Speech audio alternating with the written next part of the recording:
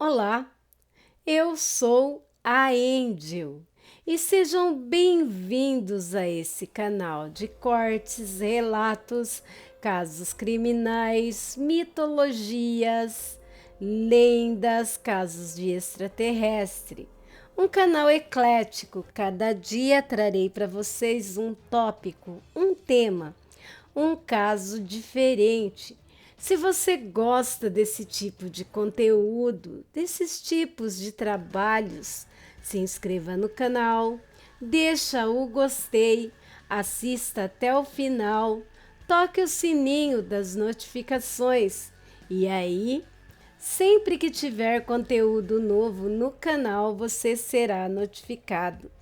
E hoje é sexta-feira, dia do projeto Lendo com a Angel, o livro A Batalha do Apocalipse, da queda dos anjos ao crepúsculo do mundo, escrito por Eduardo Spohr e publicado pela editora Verus. Meus amigos, hoje eu estarei refazendo a parte 23, na verdade parte 2, capítulo 6, mas aqui no canal já é a parte 23, porque por um erro de edição não ficou legal para vocês. Então hoje eu farei a parte 23 e a parte 24. Quem não quiser ver a 23, é só ir direto para 24. Chega de conversa e vamos lá. Parte 23. O Mestre do Fogo. Cidadela do Fogo, região central do primeiro céu. Ajoelhado no chão de mármore, envolto pelos vapores do templo, o arcanjo Gabriel meditava. A expressão era serena, como o orvalho da manhã, que escorre pela superfície das plantas ao encontro dos primeiros raios de sol. Tinha longos cabelos cor de mel, atados a uma trança comprida. O corpo magro, porém musculoso, estava coberto por uma belíssima armadura de ouro, com placas que protegiam não só o tronco, mas também as pernas e os braços.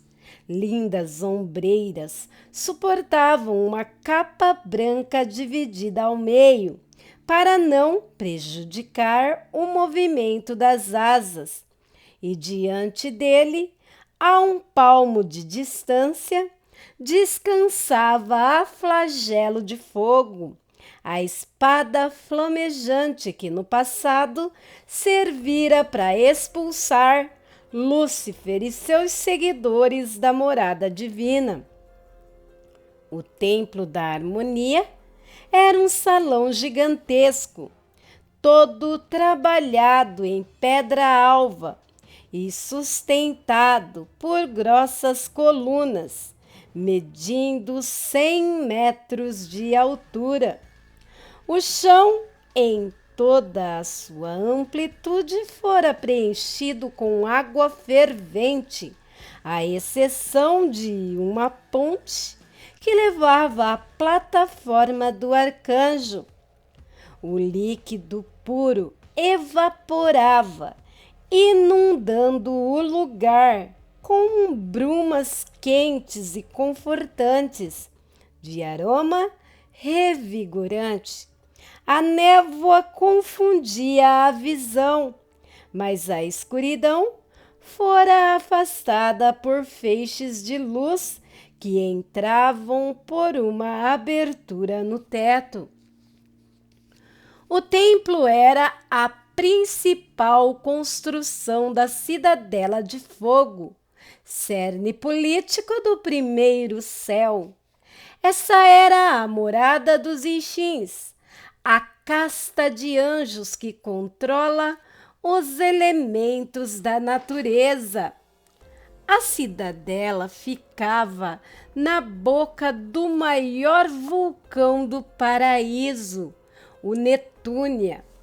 4 grandes correntes presas por ganchos às paredes do vulcão suportavam um bloco pesadíssimo de pedra, sobre o qual fora moldada a cidade-fortaleza. Poucos metros abaixo, a lava borbulhava. Agentes leais a Gabriel patrulhavam as redondezas, alertas a qualquer invasor, fosse anjo ou demônio. Em um passado distante, a Cidadela do Fogo era governada por Amael, o senhor dos vulcões, mas esse se aliou a Lúcifer, deixando as rédeas do poder nas mãos de seu pupilo Aziel, também conhecido como a Chama Sagrada. Mais tarde, quando a unidade dos arcanjos começou a ruir, Aziel cederia o templo a Gabriel, dando abrigo a seus anjos, que não mais desejavam permanecer no quinto céu, próximos à tirania e opressão de Miguel. Gabriel, com as mãos pousadas sobre os joelhos e os olhos fechados, respirou fundo, deixando que o vapor quente deslizasse as narinas. Relaxou, buscando sentir o universo, procurando tocar a imensidão do cosmo com sua aura pulsante. Na concentração sentiu uma presença. Ergueu as pálpebras, revelando seus sublimes olhos castanhos. Tranquilo, observou o visitante a caminhar pela ponte de mármore. Era o Ixim Aziel, a chama sagrada, que viera atender a seu chamado. Pisava com leveza na pedra, quase não deixando escapar nenhum som.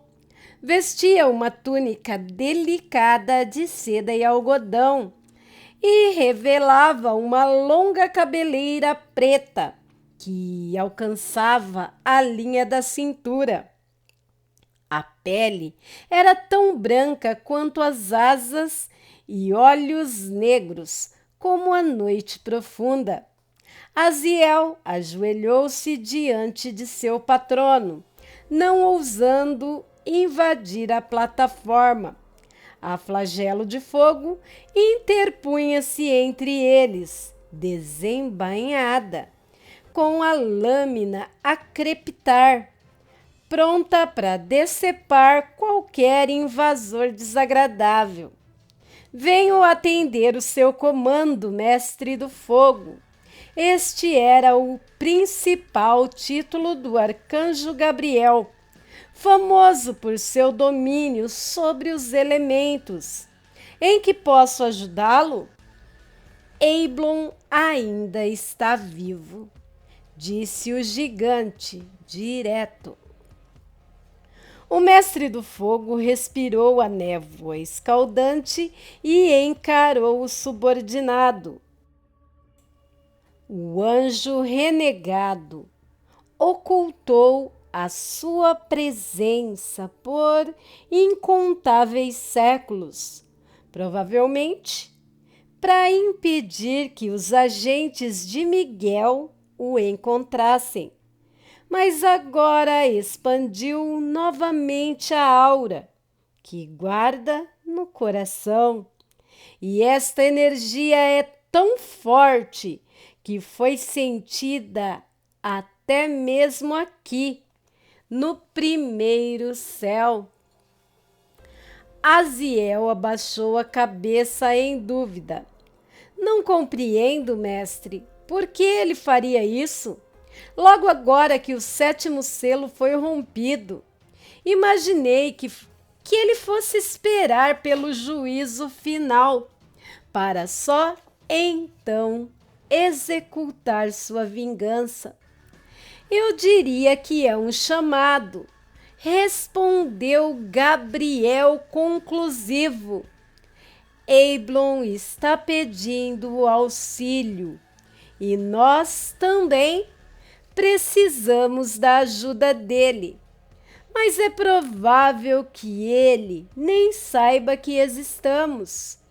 Como poderia saber que nos separamos de Miguel e montamos um exército próprio?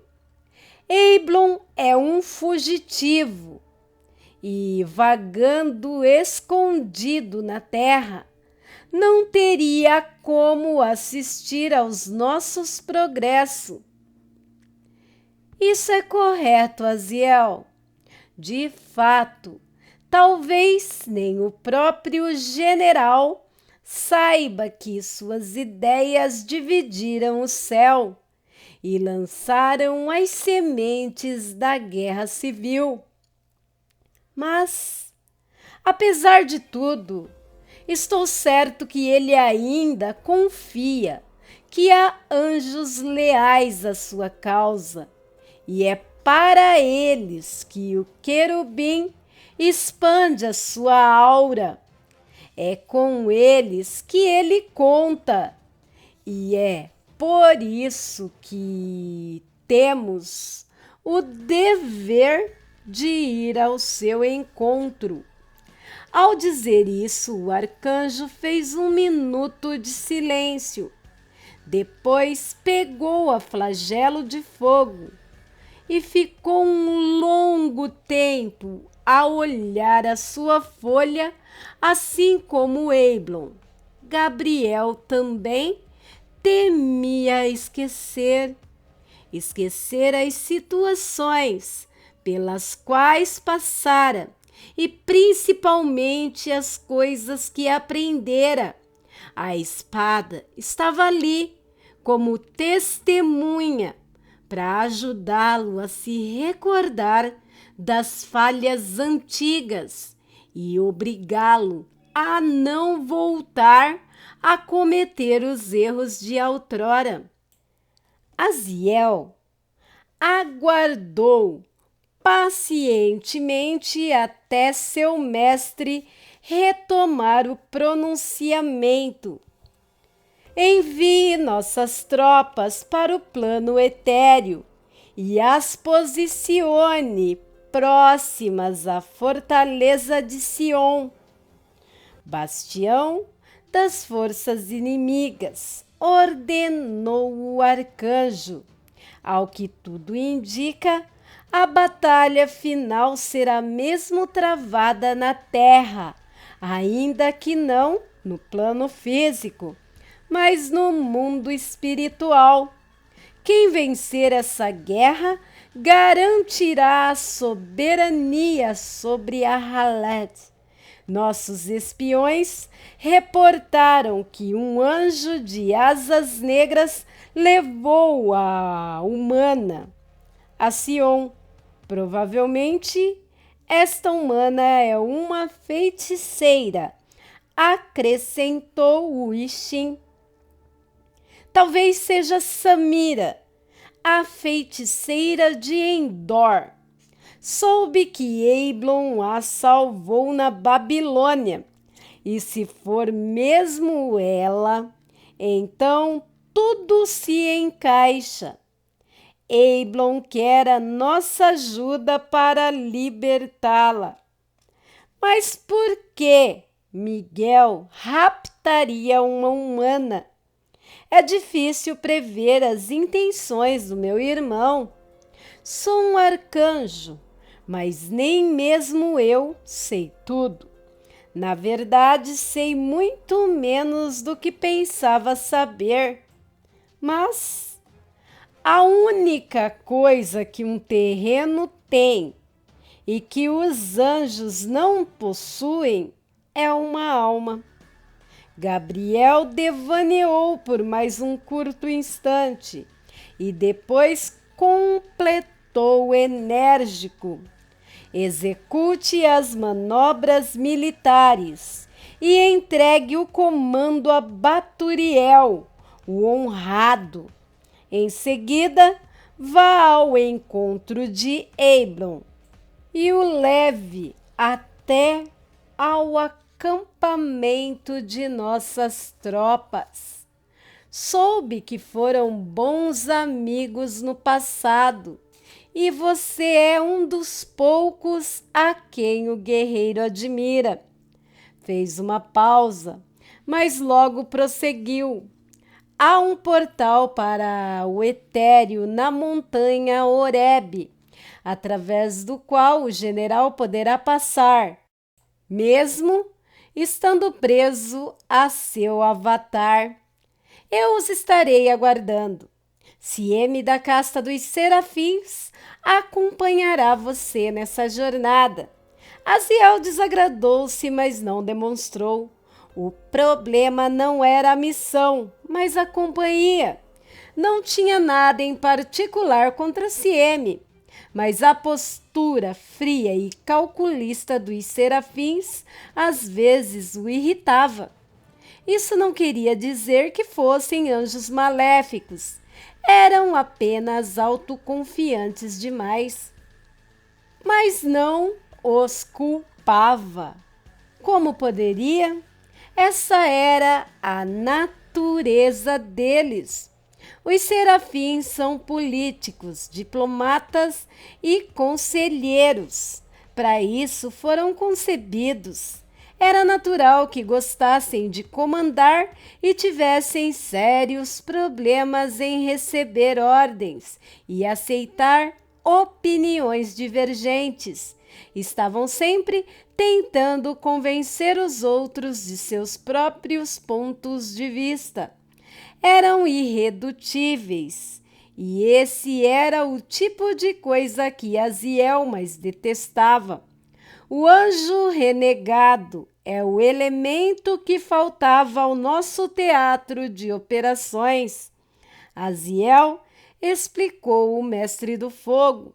Só ele poderá liderar o nosso exército no Armagedon.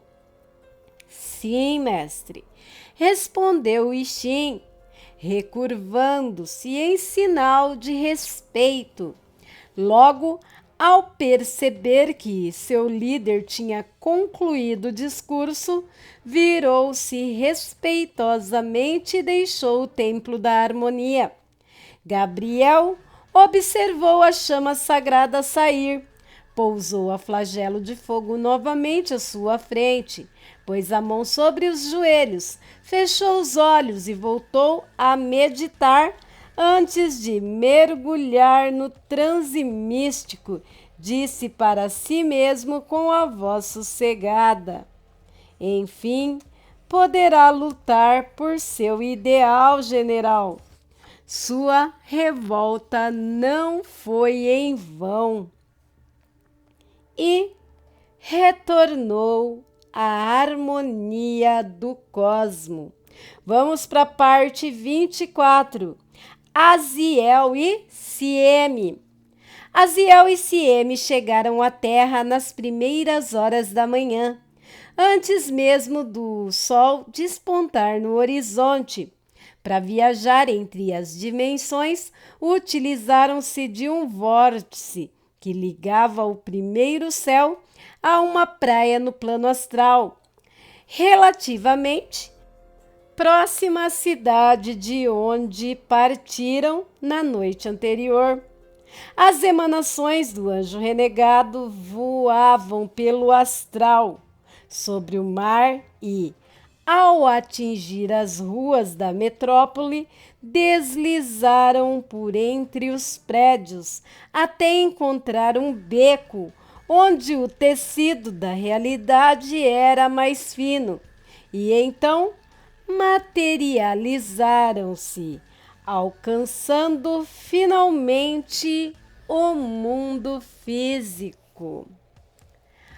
Há muitos tipos de conexões místicas que ligam diversas dimensões. As principais são os portais, os vórtices e os vértices. Os portais são, sem dúvida, o tipo de passagem mais visado. Eles chegam aos reinos superiores e inferiores, como o céu e o inferno, ou o etéreo, diretamente ao plano material. Uma entidade que cruze este umbral não precisa gastar energia para se materializar, passando para a dimensão adjacente usando seu corpo espiritual, sem que para isso tenha que formar um avatar. Da mesma forma, um ser humano pode alcançar o outro plano de existência com o seu corpo físico, sem precisar projetar o espírito. Os portais permanentes são muito raros e por isso são vigiados pelas criaturas nativas das dimensões a que estão ligados. Os humanos praticantes de magia desenvolveram com as suas habilidades rituais capazes de abrir portais, mas a duração deles sempre está limitada por conjurações estelares, atividades climáticas ou esgotamento de material de sacrifício. Feiticeiros malignos costumam abrir portais com frequência para invocar demônios em suas terríveis formas espirituais e utilizá-los em tarefas macabras. Há ainda alguns portais menos importantes que têm a propriedade de conectar o mundo material ao plano etéreo, mas estes raramente são procurados. Os vórtices são conexões parecidas com os portais, que ligam algum reino superior ou inferior ao plano astral ou ao plano etéreo, mas nunca ao plano físico. Uma vez no astral ou no etéreo, o viajante ainda terá que utilizar a sua própria capacidade de materialização para cruzar o tecido da realidade e chegar ao mundo material. O vórtice tomado por Aziel e Sieme ligava o primeiro céu ao plano astral sobre uma praia próxima ao Rio de Janeiro. Por fim, os vértices não são exatamente passagens místicas. São sítios onde ocorre uma interseção dimensional. São locais que existem tanto no plano material como no plano etéreo. Estes pontos podem ser frequentados tanto por seres humanos como por entidades em suas formas espirituais.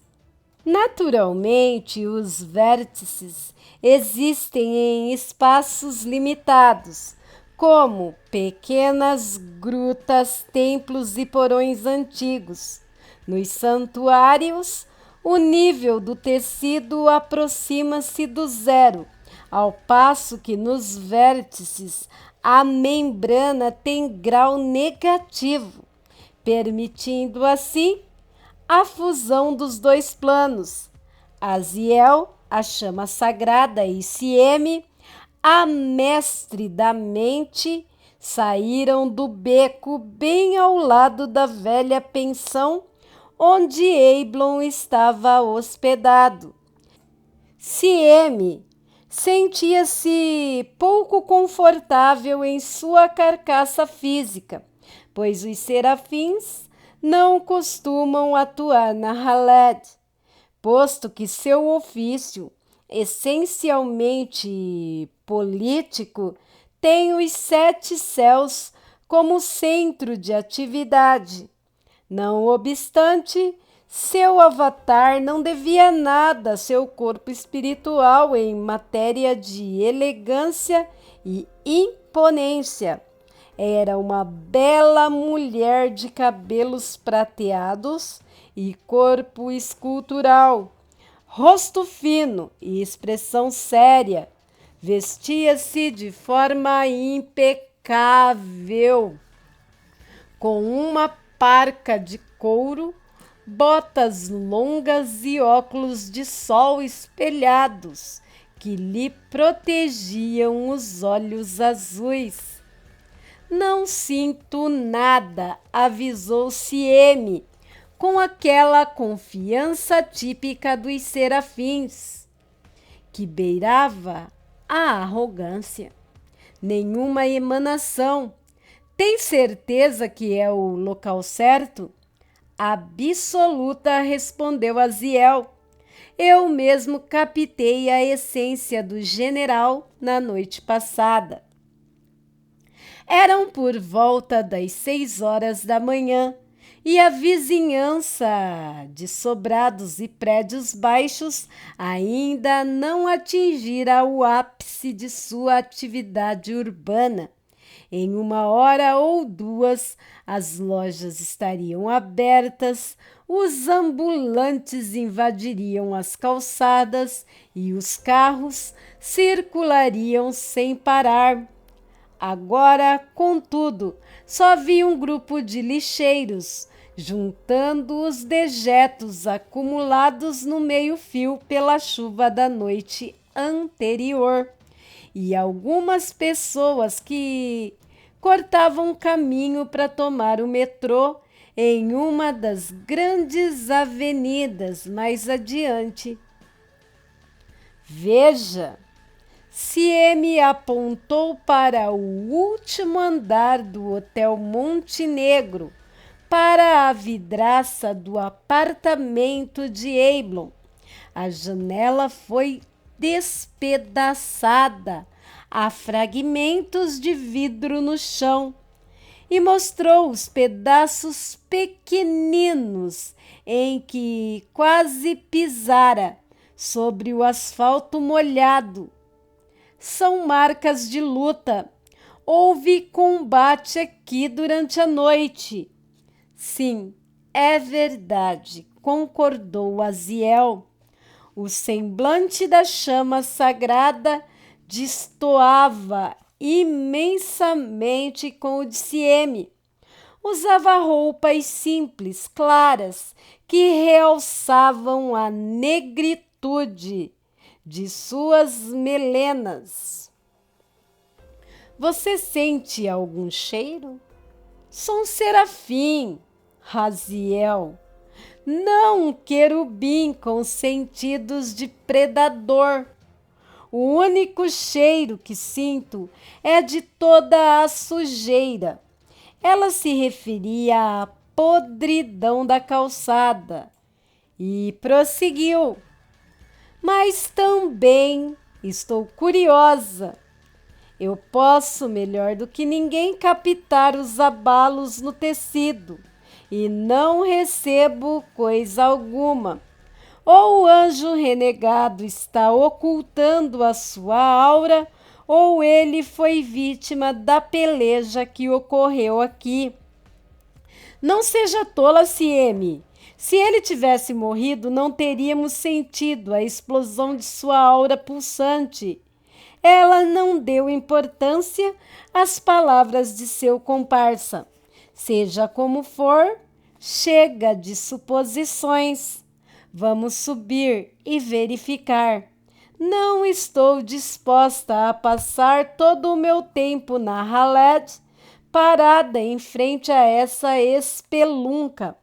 E caminhou em direção à porta da pensão, adentrando o estabelecimento. Aziel a acompanhou. A porta do quarto de Eiblon, no último andar do sobrado, estava entreaberta. Sieme empurrou com cuidado e observou o espaço interno. No apartamento de só um cômodo, reinava uma completa bagunça. Prateleiras estavam atiradas ao chão, espalhado dezenas de objetos antigos pelo piso de madeira. Uma mesa pesada de mogno fora destroçada e agora jazia em pedaços em um canto da sala, juntamente com estilhaços de vidro. O sistema elétrico também fora avariado, mas a luz do sol que entrava pela janela era suficiente para banhar todo o recinto.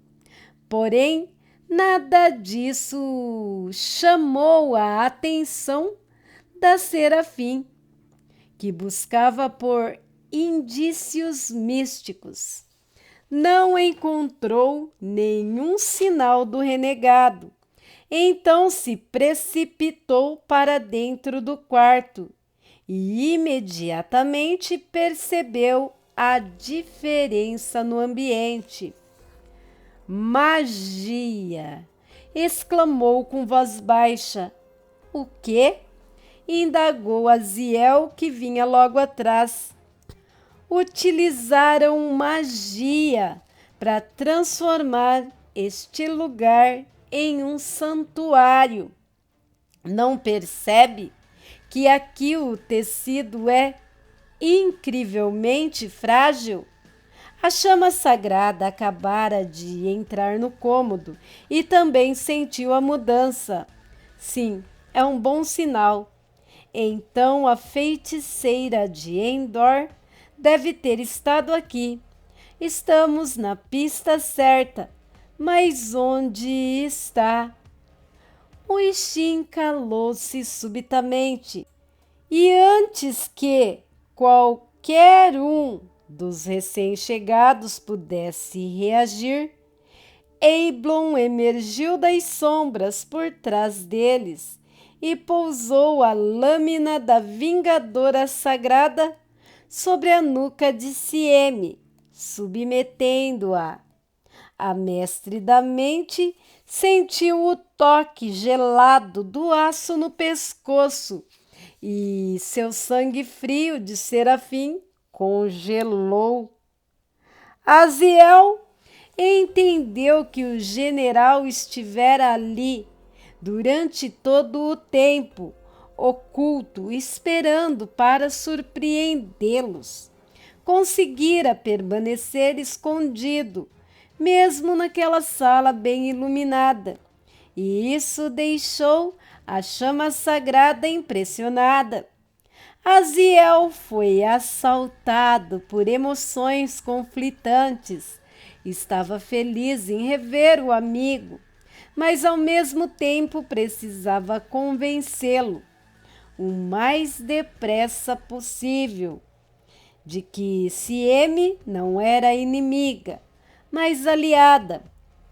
Os anjos renegados, sobretudo o líder deles, era bastante desconfiados. Uma característica compreensível para um bando de fugitivos que passou a maior parte de seus dias sendo caçados.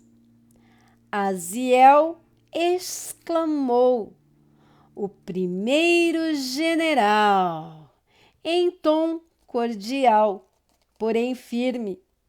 Você é bem-vindo, acrescentou, sem desviar a atenção de Sieme. A chama sagrada sentiu-se mais aliviada com a receptividade, mas ainda tinha um impasse a resolver. O renegado não afrouxara a lâmina 1 milímetro sequer. Eiblon, muitos de nós no primeiro céu captamos a expansão cósmica de sua aura e por esse motivo estamos aqui.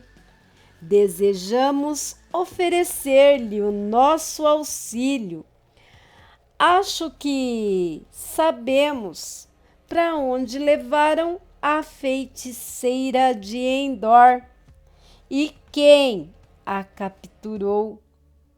Falou com sinceridade, mas não há com o que se preocupar. Pode confiar em mim. Confio em você, Aziel. Mas quem é ela? Perguntou, indicando Sieme com um movimento de olho. Esta é. O Ixim ia começar a falar, mas a mulher anjo o interrompeu, demonstrando coragem. Virou levemente o corpo, ficando de frente para o general. A espada estava agora a ameaçar-lhe a garganta.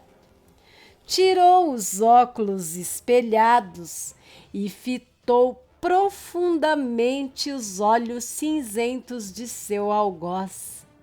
Eu sou Sieme, mestre da mente da casta dos serafins. Apresentou-se. Viemos encontrá-lo, general, não para julgá-lo, mas porque decidimos segui-lo.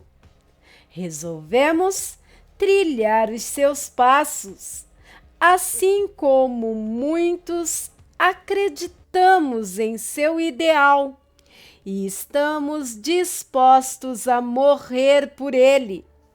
Sei que nós, serafins, não somos tão rápidos ou tão espertos em artes do combate quanto vocês, querubins, mas ofereço minhas habilidades psíquicas em defesa de nossa causa. E dizendo isso, abaixou a cabeça e desviou o olhar e entregou a sua sorte nas mãos do guerreiro. Os serafins são peritos em política e oratória. Aziel não acreditava que Sieme estivesse mentindo. Pelo contrário, sabia que ela lutava pela mesma causa que ele. Também não cogitava que fosse uma espiã ou algo do gênero. Entretanto, supunha que a forma demasiada respeitosa com que ela conduzira o discurso fora uma manobra diplomática para livrar-se daquele que a enrascara. Os serafins se tornam mais humildes quando postos sob o fio da espada. Eblon era perspicaz e havia aprendido ao longo de anos, submetido a trapaças e a ler a verdade na fisionomia dos outros. Era um soldado que tivera que desenvolver essa perícia para reconhecer os seus inimigos. Foi isso, aliado às traições do passado, que o impedira de pactuar com Lúcifer. Resolveu então acreditar nas palavras calculadas de Sieme. Também não nutria muita simpatia pelos serafins, mas as virtudes da casta eram inegáveis.